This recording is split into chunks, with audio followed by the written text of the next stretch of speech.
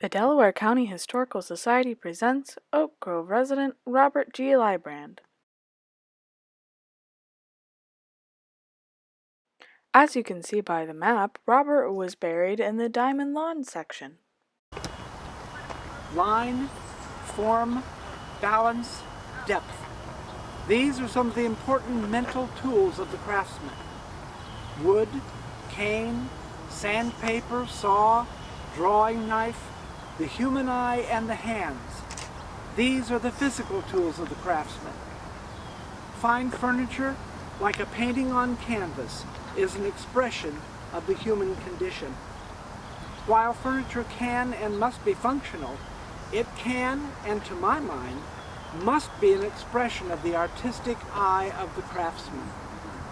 My name is Robert G. Lybrand, and for most of my life, I and the company my family formed made chairs that were sold worldwide. The Delaware Chair Company went from a small producer of functional chairs to a large company, supplying the finest chairs to homes and businesses throughout the world. I was born near the village of Tarleton in Pickaway County, August 29, 1842. I came from a large family, 7 boys and 1 girl. My parents were Archibald and Jemima Lybrand. Father was an entrepreneur making a living as the owner of a dry goods store known as Lybrand's Old Stand in the north room of the stone building generally known as the Union Hall building on Main Street here in Delaware. Mother, of course, was busy at home with all of us children. When I was 17, I moved into the home of Cyrus Platt and took a job as an apprentice jeweler. In his store, which was located in the same building as my father's establishment.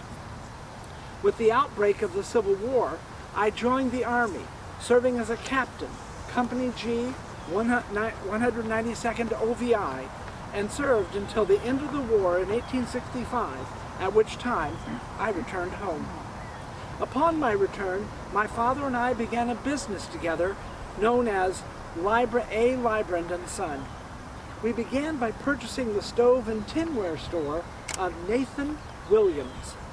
An article in the Delaware Gazette described our new store like this: "They will keep on hand a large and complete assortment of everything in their line which they offer for sale as cheap as the cheapest." Not long after that business proved itself to be stable and prosperous, I became acquainted with John G. Strain, a single chair maker who crafted splint-bottom chairs by hand and sold them out of the back of a wagon. Sensing a demand for his product, Strain convinced me, along with my associates Thomas E. Powell and Charles W. Clippinger, to begin a business manufacturing his chairs on a large scale.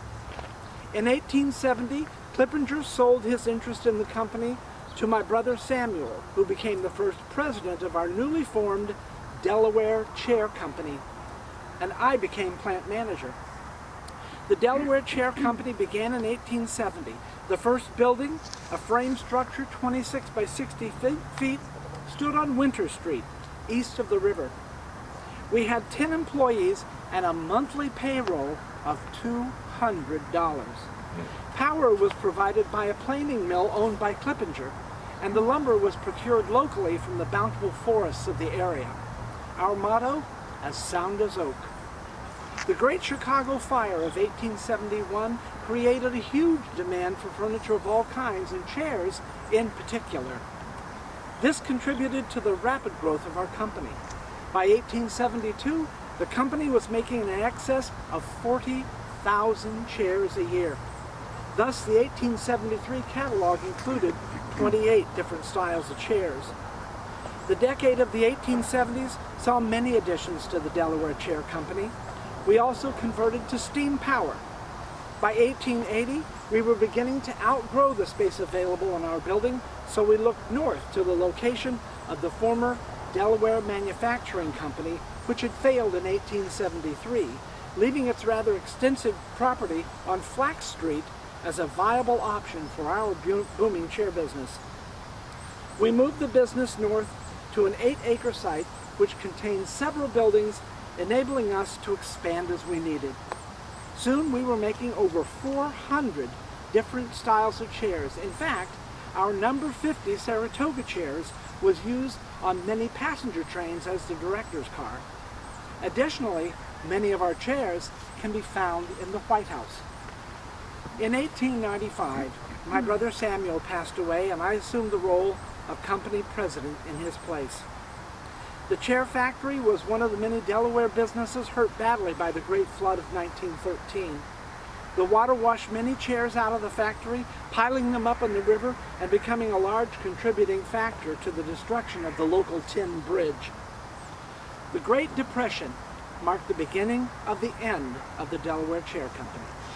Having operated for over 50 years, the company fell on hard times, largely due to the poor economic climate making the purchase of new furniture nearly impossible for most people.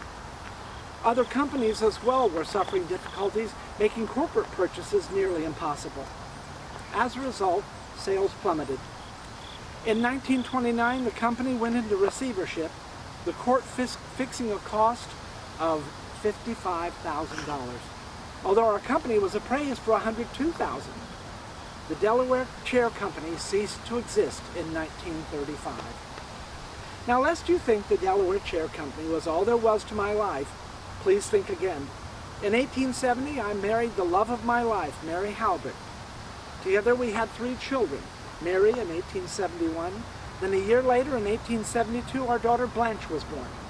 3 years later in 1875 our son Robert H. was born. Together we lived in this lovely home located on Franklin Street here in Delaware, and the house still exists today. As you may have observed, I'm standing next to a perfect example of the many thousands of chairs manufactured by our company. One need only look at this fine example to see what made the Delaware Chair Company, with its line of finely crafted chairs, one of the most sought-after furniture companies in American history, and the reason that I made it my life's work. Thank you. The Delaware County Historical Society is supported by dues, grants, donations, and volunteers. We welcome your help with any of our worthwhile projects.